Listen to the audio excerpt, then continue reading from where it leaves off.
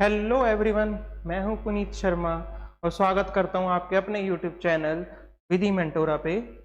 LLB semester exam series की हमारी दूसरी वीडियो है जो है section 9 of the CPC. First video को देखने के लिए आप हमारे प्लेलिस्ट पे जा सकते हैं, वहां पे आपको इसकी फर्स्ट आपको वीडियो मिल जाएगी। पहले मैं आपको थोड़ा सा अपने बारे में बता दूं। मैं हूं x assistant professor IP university. LLB मैंने करा है दिल्ली यूनिवर्सिटी से, campus law centre, all India entrance में 55th रैंक। मेंस लिखे हैं जुडिशियल के 6 मेंस लिखे हैं, जिसमें से 2 स्टेट्स के 3 इंटरव्यूज में अपेयर करा है।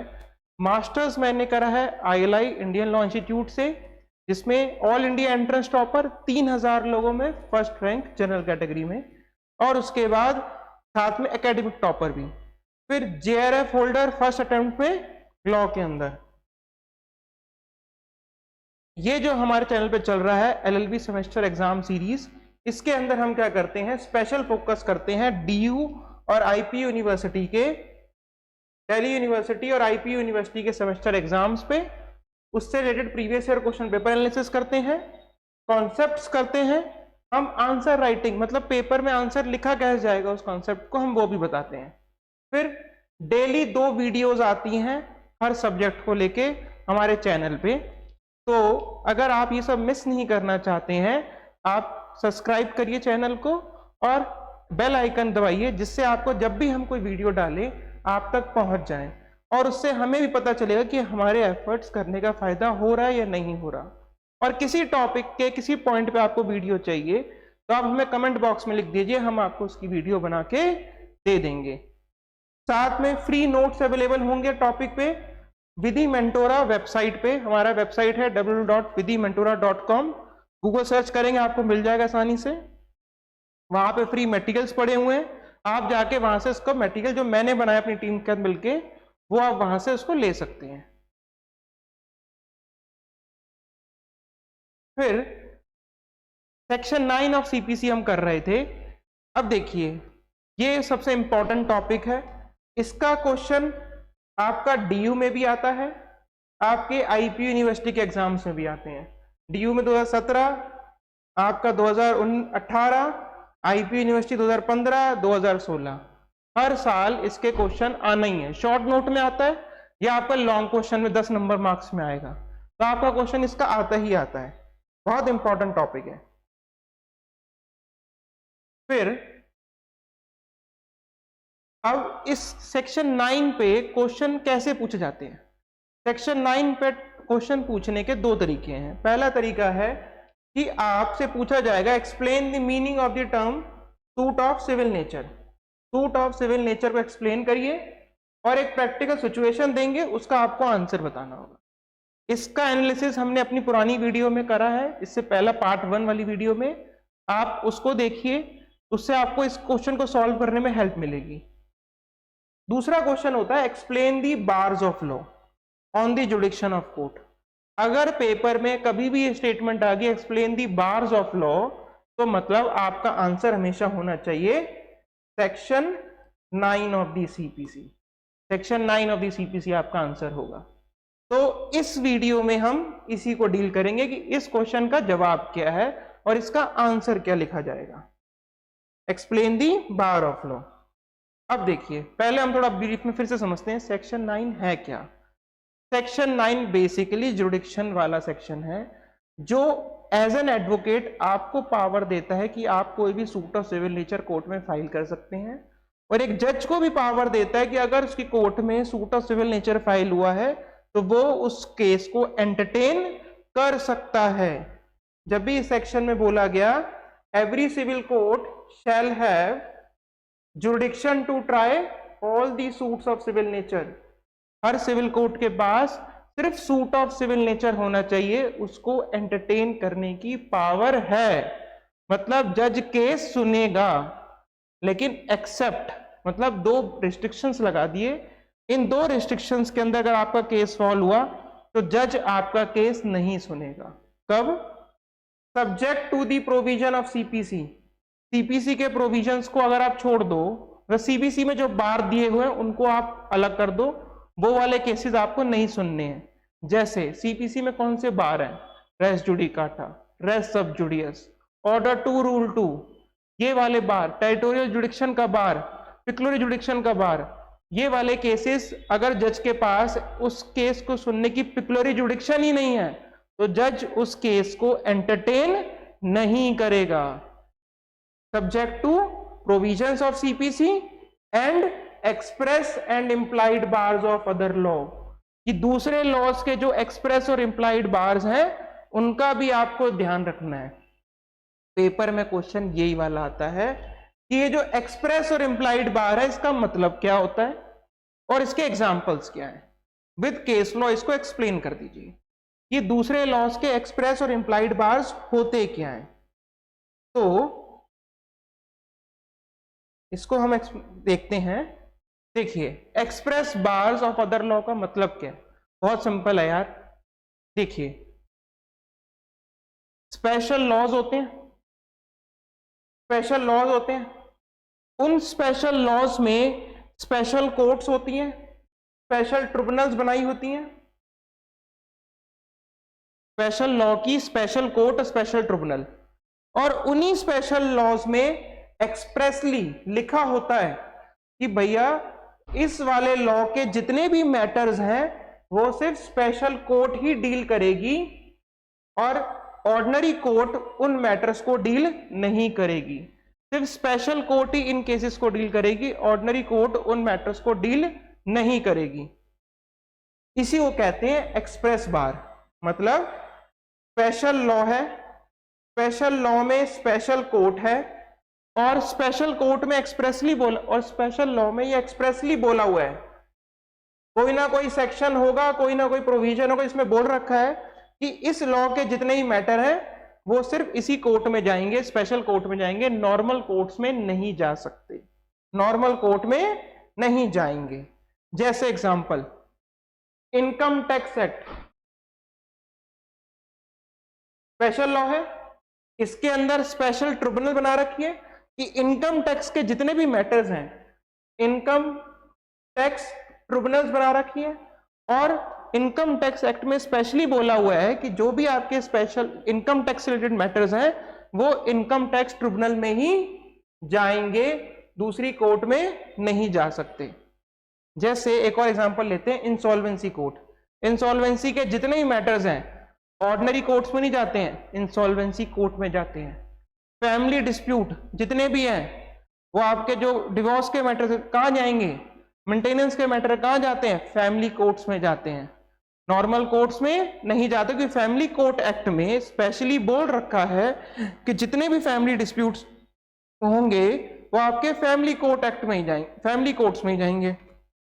और कंपनी के मैटर्स कंपनी लॉ में स्पेशली बोल रखा है कंपनी के जितने मैटर्स होंगे कंपनी लॉ ट्रिब्यूनल्स में जाएंगे। तो ये कहते हैं एक्सप्रेस बार, या इसको कहा जाता है एक्सक्लूसिव जुडिक्शन क्लॉज, कि ये वाले केसेस ऑर्डिनरी कोर्ट सुनेगी नहीं, स्पेशल कोर्ट सुनेगी। इसको आप कहते हो एक्सप्रेस बार, कि लॉ ने ही बार लगा दिया कि ये वाले मैटर नॉर्मल कोर्ट नहीं सुनेगी। ठीक है, अब केस लॉ। अब देखिए क्वेश्चन आता है, ये इंटरव्यू में जुडिशियल्स के बहुत बार क्वेश्चन आया है, पूछा गया मेरे दोस्तों से कि भाई एक बात बताइए, जनरली तो ये होता है स्पेशल लॉ ने बार लगा रखा है एक्सप्रेस कि ये वाले मैटर स्पेशल कोर्ट के स्पेशल लॉ के जितने भी मैटर्स हैं वो स्पेशल कोर्ट के द्वारा ही सुने जाएंगे, नॉर्मल सिविल कोर्ट उन मैटर्स को एंटरटेन नहीं करेगी। लेकिन क्या कभी ऐसी कोई सिचुएशन है, कोई केसेस होते हैं जिसमें ये जो स्पेशल लॉ के मैटर्स हैं वो ऑर्डिनरी सिविल कोर्ट भी सुन सकती है, इवन दो उनको पावर नहीं है? कब स्पेशल लॉ मौजूद है फिर भी ऑर्डिनरी कोर्ट्स उन मैटर को सुन सकती है। ऐसे कौन से पॉइंटर्स हैं, कौन कौन से केसेस हैं? पहला, अगर वो स्पेशल लॉ, वो स्पेशल स्टैट्यूट अगर अनकॉन्स्टिट्यूशनल डिक्लेयर हो गया तो फॉर द टाइमिंग जब तक कोई नया लॉ नहीं आता उस लॉ के जितने भी मैटर्स हैं वो स्पेशल कोर्ट ही डिसाइड करेगी, वो सॉरी ऑर्डिनरी सिविल कोर्ट्स ही डिसाइड करेगी। पहली सिचुएशन, अगर वो स्टैट्यूट अनकॉन्स्टिट्यूशनल डिक्लेयर हो जाए। दूसरा, लॉ अनकॉन्स्टिट्यूशनल नहीं है, लेकिन उस लॉ से जो जज ने डिसीजन दिया है उसके अंदर कोई ना कोई प्रिंसिपल ऑफ नेचुरल जस्टिस का वायलेशन हुआ है और किसी ना किसी प्रोविजन का वायलेशन हो गया है। और लॉ ने बोल रखा है कि against the decision of special court आप ऑर्डिनरी सिविल कोर्ट्स में जा सकते हो, तो फिर आप ऑर्डिनरी सिविल कोर्ट में उस मैटर में अगेंस्ट अपील आप जाओगे ही जाओगे, तो जब आप जा सकते हो। तीसरी सिचुएशन, अगर स्टैट्यूट ने एडुकेट रिलीफ नहीं दी है आपको, जो रिलीफ आपकी केस में बनती है वो रिलीफ अगर स्टैट्यूट ने नहीं दी है, तो आप उस केसेस में आप ऑर्डिनरी सिविल कोर्ट जा सकते हो। जैसे ये दुलाबाई वाला केस था, इसमें क्या था, एक बंदे ने ना एक्सेसिव इनकम टैक्स जमा कर दिया, तो भैया ज्यादा टैक्स जमा कर दिया तो बंदा रिफंड के लिए अप्लाई करेगा। उसने रिफंड के लिए अप्लाई करा, उसको रिफंड नहीं मिला क्योंकि उन्होंने कहा इनकम टैक्स प्रोविजन में रिफंड का तो प्रोविजन ही नहीं था उस समय। वो स्पेशल कोर्ट गया, इनकम टैक्स कोर्ट ने भी कहा कि भैया स्टैट्यूट में तो रेमेडी है ही नहीं इस चीज की कि इनकम टैक्स रिटर्न करा जाए। इस फैसले के अगेंस्ट में वो नॉर्मल कोर्ट में गया, वहां से उसको रिलीफ मिल गई क्योंकि स्टैट्यूट एडुकेट रिलीफ प्रोवाइड नहीं कर रहा था। तो उस केसेस में भी आप नॉर्मल सिविल कोर्ट्स में जा सकते हो। तो ये 3 सिचुएशन होती है जहां पे इवन दो स्पेशल लॉ है आप फिर भी ऑर्डिनरी सिविल कोर्ट में जा सकते हो। फिर होता है इम्प्लाइड बार। इम्प्लाइड बार कौन से होते हैं? बहुत सिंपल है, हमने अभी तक क्या पढ़ा था, स्पेशल लॉ है, स्पेशल लॉ में स्पेशल कोर्ट है और स्पेशल लॉ में ये एक्सप्रेसली बोला हुआ है, एक्सप्रेसली, कि भैया जितने स्पेशल लॉ के मैटर्स हैं वो स्पेशल कोर्ट ही सुनेगी, तो वो होता है एक्सप्रेस बार। इम्प्लाइड बार क्या, स्पेशल लॉ तो है, स्पेशल लॉ है, स्पेशल लॉ के अंदर स्पेशल कोर्ट और ट्रिब्यूनल भी है, लेकिन उस स्पेशल लॉ में कहीं भी एक्सप्रेसली नहीं बोला हुआ कि भैया जितने भी स्पेशल लॉस के मैटर हैं ये स्पेशल कोर्ट के पास ही जाएंगे। लिखना भूल गए, एक्सप्रेसली लिखना भूल गए। तो भैया अब इस केस में हम क्या करें कि ये वाला केस एज एन एडवोकेट आप ऑर्डिनरी कोर्ट में फाइल करोगे या स्पेशल कोर्ट में फाइल करोगे, क्योंकि लॉ तो साइलेंट है, उसने स्पेशल कोर्ट तो बना दी लेकिन लिखना भूल गया कि एक्सप्रेस बार लगाना भूल गया। तो उस केस में आप क्या करोगे, ऑर्डिनरी कोर्ट में जाना है या स्पेशल कोर्ट में जाना है? आंसर होता है इसके कुछ टेस्ट होते हैं, जज एग्जामिन करता है कुछ चीजों को, जैसे वो पूरे स्पेशल लॉ का पर्पस देखेगा, ठीक है, स्पेशल लॉ का पर्पस देखेगा कि इसको क्यों बनाया गया। अगर वो इसलिए बनाया गया स्पेशल लॉ कि ऑर्डिनरी कोर्ट्स के ऊपर थोड़ा वजन कम कर जा सके, बर्डन रिड्यूस करा जा सके, तो इट मींस कहीं ना कहीं लेजिस्लेचर की इम्प्लाइड वे में ये इंटेंशन थी कि जितने भी मैटर्स होंगे ये स्पेशल कोर्ट्स के, वो स्पेशल लॉ के जितने भी मैटर्स है वो स्पेशल कोर्ट में जाने चाहिए। तो अगर आपको पर्पस ऑफ द लॉ को पढ़ के ये लग रहा है कि भैया ये स्पेशल कोर्ट्स इसलिए बनाई गई कि ऑर्डिनरी कोर्ट्स का बर्डन रिड्यूस करने के लिए, तो आपको पर्पस को सॉल्व देखना पड़ेगा उस लॉ के, आपको टर्म ऑफ रेफरेंस देखना पड़ेगा, क्यों इस लॉ को लाया गया, हिस्ट्री ट्रेस करनी पड़ेगी। अगर आपको लग रहा है ये सब देखने के बाद कि हमें स्पेशल लॉ की जरूरत इसलिए थी, स्पेशल कोर्ट की जरूरत इसलिए थी कि नॉर्मल कोर्ट से बर्डन कम करा जा सके या स्पीडी ट्रायल कराया जा सके, देयरफॉर हमने स्पेशल कोर्ट्स बनाई है, तो फिर आप क्या करोगे, इम्प्लाइड बार, जज अपने ऊपर खुद ही बार लगा देगा, ऑर्डिनरी कोर्ट्स अपने ऊपर बार लगा दे कि हम इन मैटर्स को नहीं सुनेंगे, ये मैटर स्पेशल कोर्ट्स के लिए ही रिजर्व रहेंगे। इन्हीं को कहते हैं इम्प्लाइड बार, कि कहीं बोला नहीं गया है लेकिन आपने खुद अपनी इच्छा से अपने ऊपर बार लगा दिया कि हम इस केस को नहीं सुनेंगे। किसने बार लगाया? ऑर्डिनरी कोर्ट्स ने, कि ये वाले मैटर्स हम नहीं सुनेंगे। तो एग्जाम्पल्स क्या है इसके, मैटर्स ऑफ डिप्लोमेटिक रिलेशन, जितने भी डिप्लोमेटिक रिलेशंस के मैटर्स होते हैं वो, जैसे अभी आपका जो चल रहा है, क्या कहते हैं, इंडिया का जो 5 सैनिकों को जो फांसी सजा का ऐलान कर दिया गया, तो इंडिया ने क्या बोला है कि हम अगेंस्ट दिस फैसले हम आईसीजे में जाएंगे। तो जो डिप्लोमेटिक रिलेशन के मैटर्स होते हैं वो म्युनिसिपल कोर्ट्स में सॉल्व नहीं होते हैं, इंटरनेशनल कोर्ट्स में सॉल्व होते हैं। फॉरेन पॉलिसीज के मैटर, एक्ट ऑफ स्टेट के मैटर्स, तो वो सारे मैटर्स में नॉर्मल सिविल कोर्ट्स को पावर नहीं होती है। कहीं लिखा नहीं गया है कि सिविल कोर्ट्स के ऊपर बार है, लेकिन माना जाता है कि इन केसेस के ऊपर स्पेशल इंटरनेशनल कोर्ट्स, आईसीजे या स्पेशल जो फॉरम्स हैं उन्हीं के पास पावर है इसको सॉल्व करने की। Normal civil courts, municipal courts इनको कहा जाता है, वो इन केसेस में सुनवाई नहीं करेगी। तो ये होते हैं इम्प्लाइड बार, कहीं लिखा नहीं है लेकिन हमारी कोर्ट्स ने, ऑर्डिनरी कोर्ट्स ने अपने ऊपर बार खुद ही लगा लिया है इन मैटर्स पे। लास्ट आया समरी कि इस क्वेश्चन जब भी पेपर में आएगा इसको हम लिखेंगे कैसे सर। पहले तो आपने टाइटल लिखना है, इट मींस सेक्शन लिखना है पूरा, सेक्शन 9 ऑफ द सीपीसी 1908।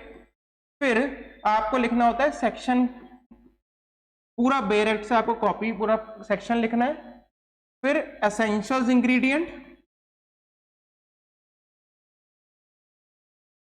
फिर पर्पस ऑफ सेक्शन 9 लिखना है, पर्पस ऑफ सेक्शन 9 लिखना है। फिर आपने लिखना है छोटा से मीनिंग ऑफ